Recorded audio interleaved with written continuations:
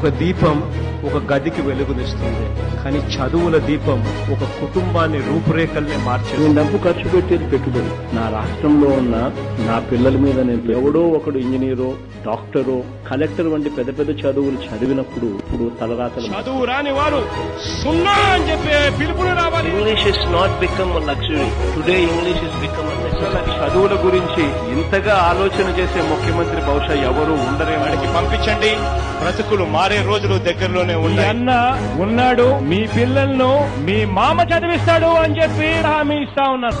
నేడు యువతకు భవితకు వెలుతురు చూపిన వాడు జగనన్నే మన నాయకుడు. A by B into C by D is equals to AC by BD. Win 1-1.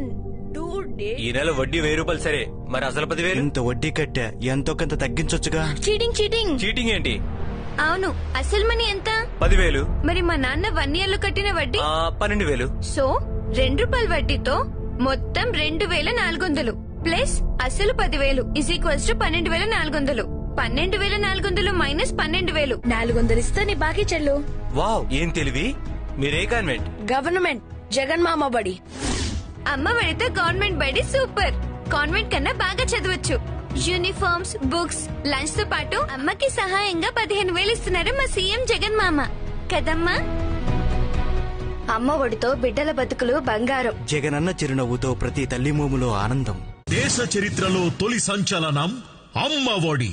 విద్యా వ్యవస్థలో మహాద్భుతం జగనన్న నవరత్నాల బడి.